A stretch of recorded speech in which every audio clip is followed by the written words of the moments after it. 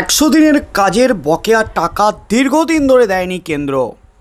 কেন্দ্রীয় বঞ্চনার দাবিতে রীতিমতো রাজ্য এবং দিল্লিতেও ঝড় তুলে দিয়েছে তৃণমূল কংগ্রেস। তৃণমূলের বিধায়ক সাংসদদের নিয়ে অভিষেক ব্যানার্জি গত বছর অক্টোবর মাসের শুরুতে একশো দিনের বকেয়া টাকা এবং আবাস যোজনার টাকা এবং কেন্দ্রীয় প্রকল্পের টাকার দাবিতে রীতিমতো ধুন্ধুমার কাণ্ড বাঁধিয়ে দেয়। আন্দোলনে উত্তাল হয়েছিল গোটা দিল্লি। তার মধ্যেই কিন্তু এই কেন্দ্রীয় বঞ্চনাকে হাতিয়ার করে লোকসভা ভোট বৈতরণী পার করেছে তৃণমূল কংগ্রেস। তৃণমূল কংগ্রেসের ভোট ব্যাংক ধরে রাখতে সাহায্য করেছে এই একশো দিনের কাজের বকেয়া টাকা কেন্দ্রের না দেয়া, এবং সবথেকে তাৎপর্যপূর্ণ হলো লোকসভা ভোটের আগে রাজ্য নিজের তহবিল থেকে একশো দিনের কাজের শ্রমিকদের বকেয়া টাকা মিটিয়ে দেয়া। আর এই একশো দিনের কাজের টাকা নিয়ে কিন্তু দীর্ঘদিন ধরে কেন্দ্র রাজ্য টানাপোড়েন চলছে।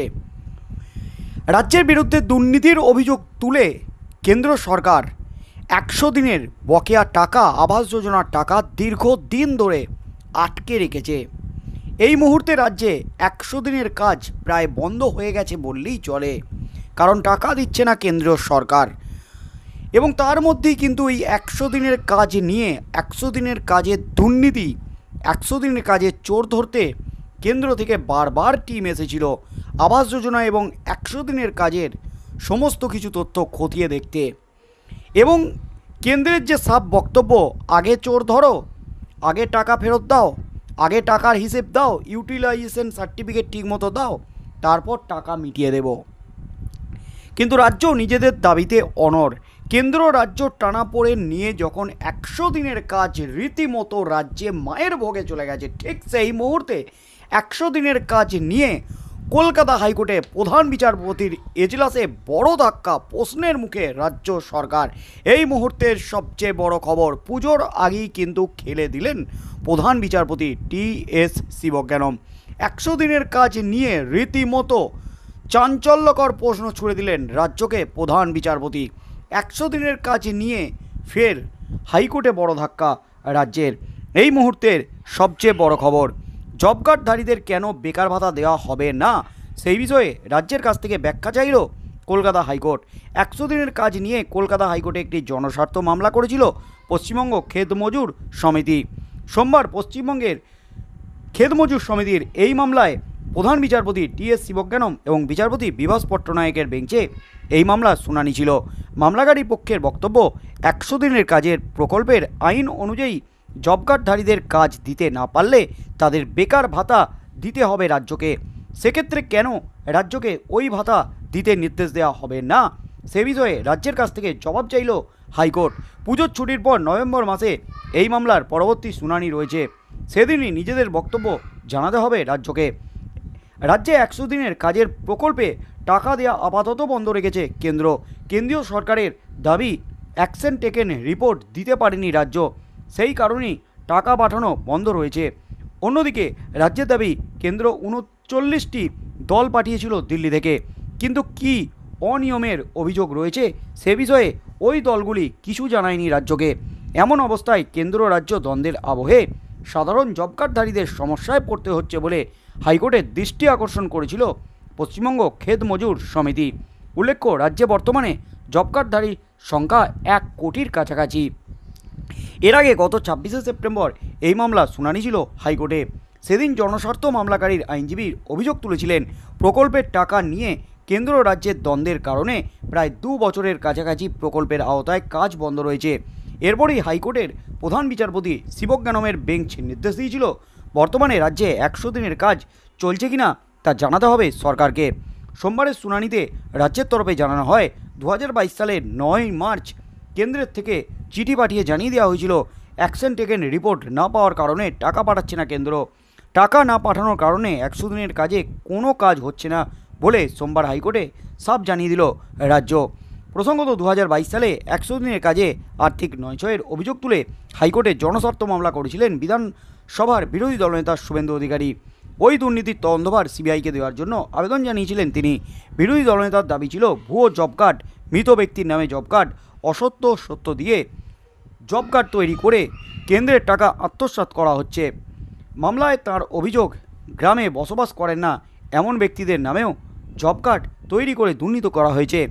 এমনকি ভুয়ো জব কার্ডের মাধ্যমে টাকা তুলে প্রচুর ব্যাংক অ্যাকাউন্টের অপব্যবহার করা হয়েছে। এরপরে 2023 সালে পৃথক একটি জনস্বার্থ মামলা করে পশ্চিমবঙ্গ ক্ষেত মজুর সমিতি। জব কার্ডধারীদের মজুরির টাকা দেওয়ার আবেদন জানিয়ে হাইকোর্টে মামলা করেছিল তারা। তাদের বক্তব্য ছিল 2021 সালের ডিসেম্বর মাস থেকে জব কার্ডধারীদের ব্যাংক বা পোস্ট অফিসের অ্যাকাউন্টে মজুরির টাকা আসেনি। মামলায় মূল আর্জি ছিল সুদ সমেত অবিলম্বে শ্রমিকদের মজুরি দেওয়া হোক। উল্লেখ্য, 2022 সালের 9 মার্চ থেকে 100 দিনের কাজের টাকা আটকে রেখেছে কেন্দ্র সরকার। কেন্দ্র জানিয়েছে এরপর থেকে রাজ্যকে নিজেদের কোষাগার থেকেই এই প্রকল্পের খরচ বহন করতে হবে। তবে 2022 সালের 9 মার্চের আগে কোনো বকেয়া থাকলে কেন্দ্র তা মিটিয়ে দেবে। এই মুহূর্তের সবচেয়ে বড় খবর, কেন্দ্র রাজ্য টানাপোড়েনের মাঝে কিন্তু প্রায় 2 বছর ধরে বন্ধ 100 দিনের কাজ। এবং জব কার্ড আইন অনুযায়ী 100 দিনের কাজ না দিতে পারলে শ্রমিকরা যদি বসে থাকেন তাহলে তাদের বেকার ভাতা দিতে হবে সংশ্লিষ্ট রাজ্যগুলিকে।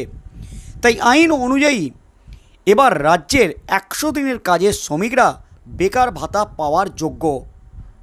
তাই কী কারণে কাজ বন্ধ থাকলেও, রাজ্য কাজ দিতে না পারলেও কী কারণে শ্রমিকদের বেকার ভাতা দেওয়া হচ্ছে না, কেন নির্দেশ দেবে না কলকাতা হাইকোর্ট বেকার ভাতা দেওয়ার শ্রমিকদের, এই প্রশ্নটাই তুলে দিলেন কলকাতা হাইকোর্টের প্রধান বিচারপতি। রাজ্যকে হলফনামা দেওয়ার নির্দেশ দিয়েছেন প্রধান বিচারপতি টি.এস. শিবজ্ঞানম। এমনিতেই কিন্তু 2022 সালের পর থেকে কোনো টাকা দিচ্ছে না 100 দিনের কাজে কেন্দ্র, দুর্নীতির অভিযোগ তুলে। তার উপরে আবারও রাজ্য সরকার নিজেদের কোষাগার থেকে বকেয়া টাকা মিটিয়ে দিয়েছে শ্রমিকদের মজুরির টাকা। সেখানেও কিন্তু কয়েক কোটি টাকা রাজ্যকে দিতে হয়েছে। এমনিতেই কিন্তু রাজ্য সরকার তাদের কোষাগার ফাঁকা এবং আর্থিক অবস্থা খুবই খারাপ। রাজ্যে আর্থিক বিপর্যয়ের কথা কিন্তু একাধিকবার প্রকাশ্যে এবং আদালতও হলফনামা দিয়ে জানিয়েছে।